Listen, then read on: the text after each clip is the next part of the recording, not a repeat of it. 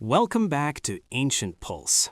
आज सोचिए एक ऐसे मुल्क के बारे में जो तारीखी दौर में खड़ा है, जहां रेगिस्तान और समंदर मिलते हैं, जहां पुरानी तिजारत के रास्ते ने सिविलाइजेशंस को शेप दिया और जहां डिप्लोमेसी को मुल्क की पहचान का हिस्सा बनाया गया है।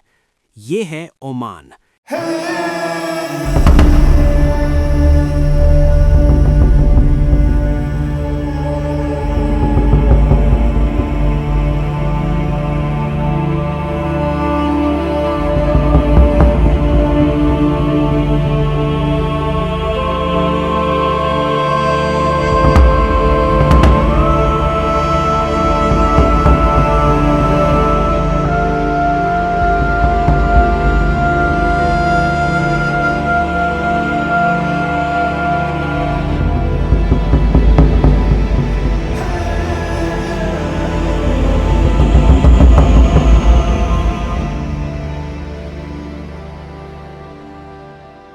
एक ऐसा मुल्क जो अक्सर नज़रअंदाज किया जाता है, लेकिन जो अपनी एक अजीम कहानी के साथ मिडल ईस्ट में स्टेबिलिटी और विजडम का एक नमूना है।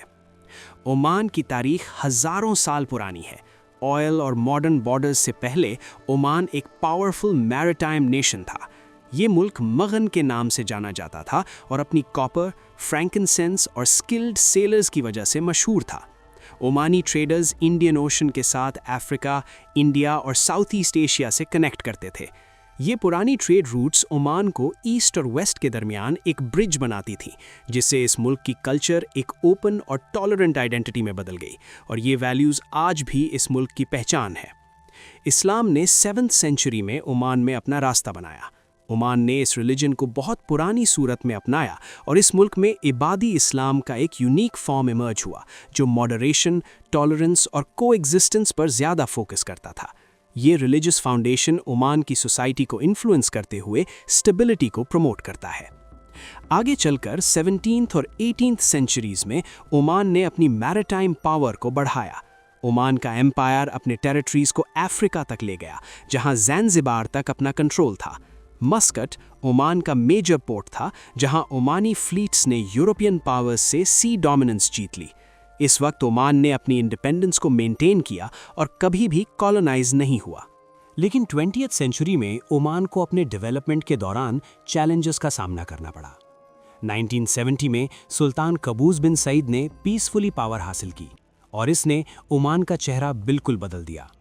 सुल्तान कबूस ने अपने विजन के साथ ओमान को एक मॉडर्न, स्टेबल और डेवलप्ड नेशन बनाया, जहां एजुकेशन, हेल्थ केयर और इंफ्रास्ट्रक्चर का बहुत ज़्यादा फोकस किया गया। ओमान ने मॉडर्नाइजेशन को केयरफुली अपनाया, लेकिन अपनी ट्रेडिशंस को कभी नहीं छोड़ा।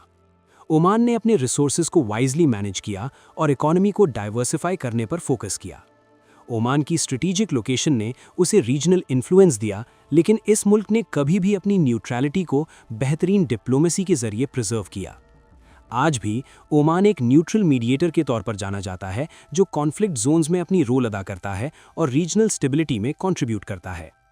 सुल्तान हैतम बिन तारिक ने 2020 में सुल्तान कबूस के बाद पावर संभाली और अब ओमान अपने विजन 2040 के तहत रिफॉर्म्स कर रहा है, जो इकोनॉमिक सस्टेनेबिलिटी, यूथ एम्प्लॉयमेंट और लॉन्ग टर्म प्लानिंग पर फोकस करता है।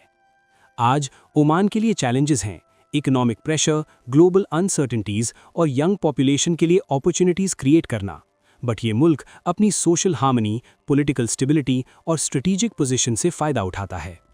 ओमान ये साबित करता है कि प्रोग्रेस हमेशा शोर शराबा या डोमिनेंस से नहीं, बल्कि पेशेंस, बैलेंस और विजडम से आती है। ओमान की कहानी सिर्फ एक सडन राइज या फॉल की नहीं है, ये एक मुल्क की कहानी है जो अपने रूट्स को समझकर अपने आप को सर्वाइव करता है। ये मुल्क हमेशा अपनी मॉडरेशन, डायलॉग और फोरसाइट से अपनी ताकत को बनाए रखता है। अगर आप और भी ऐसी हिडन स्टोरीज देखना चाहते हैं तो कमेंट्स में बताएं। If you want us to bring you more stories like this, then like the video, share it, and don't forget to subscribe to Ancient Pulse.